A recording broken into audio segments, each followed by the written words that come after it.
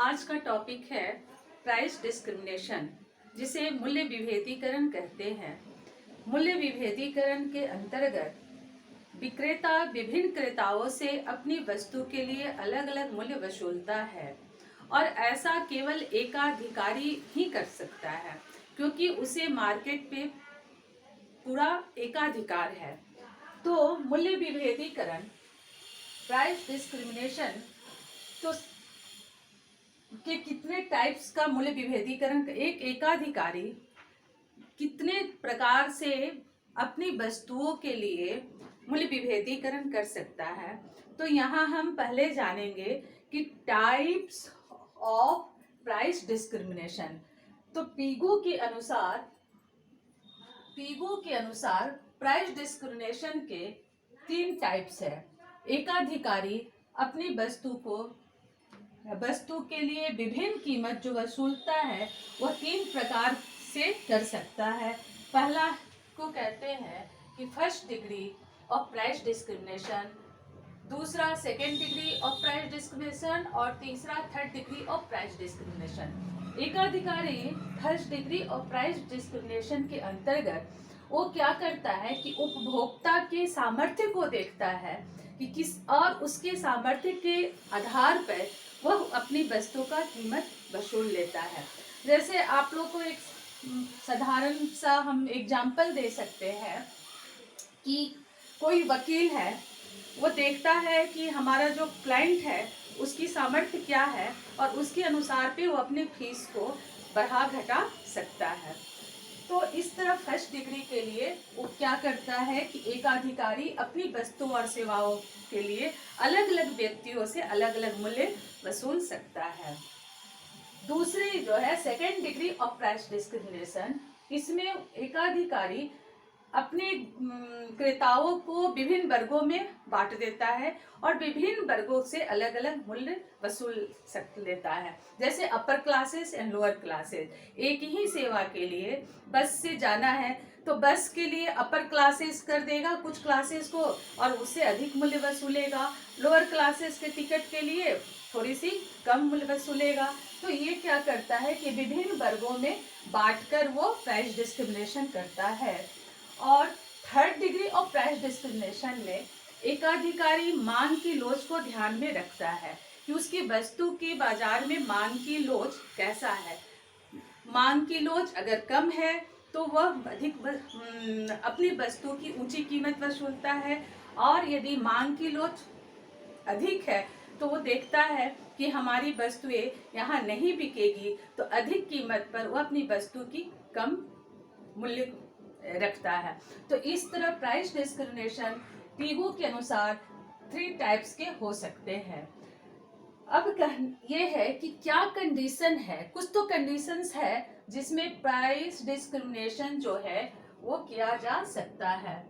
तो देखिए, conditions of price discrimination में पहला पॉइंट है कंट्रोल ऑफ सप्लाई। कोई भी एकाधिकारी अपनी वस्तु के लिए प्राइस डिस्क्रिमिनेशन तभी कर सकता है जब उसे अपने सप्लाई पे कंट्रोल है, अपनी पूर्ति पर उसका नियंत्रण है।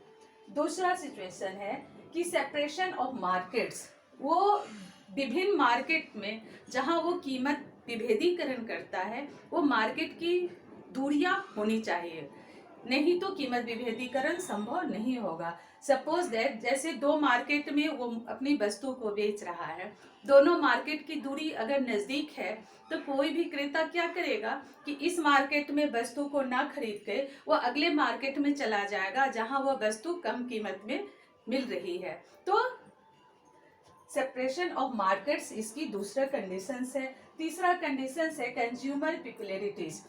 उपभोक्ता कितने विवेक है इस पे भी निर्भर है। अगर उपभोक्ता को ये मालूम चल जाए कि अरे यही तो वस्तु है जो दूसरे मार्केट में कम कीमत पे बिकी जा रही है, तो वो क्या करेगा, वो दूसरे मार्केट में जाके वो उस वस्तु को खरीद लेगा। नेक्स्ट विशेषता है लीगल एक्सेप्टेंस। कभी कभी या प्रायः कानूनी अधिकार भी प्राप्त होता है कि आप अपनी वस्तु के लिए अलग अलग ग्राहकों से अलग अलग मूल्य वसूल सकते हैं। जैसे हम देखते हैं कि बिजली का बिल जो आता है वो घरेलू उपयोग के लिए कुछ कम यूनिट लेता है, और वही बिल अगर हम कॉमर्शियल यूज करते हैं तो वो ज़्यादा यूनिट प्राइस लेता है। तो इस तरह लीगल एक्सेप्टेंस है। नेक्स्ट पॉइंट है difference in elasticity of demand, और जो कि पीगो का थर्ड डिग्री जो प्राइस डिस्क्रिमिनेशन का जो टाइप्स है वही यहाँ है difference in elasticity of demand, यानी मांग की लोच में विभिन्नता होनी चाहिए, तभी एकाधिकारी अपनी वस्तु का कीमत विभेदीकरण कर सकता है।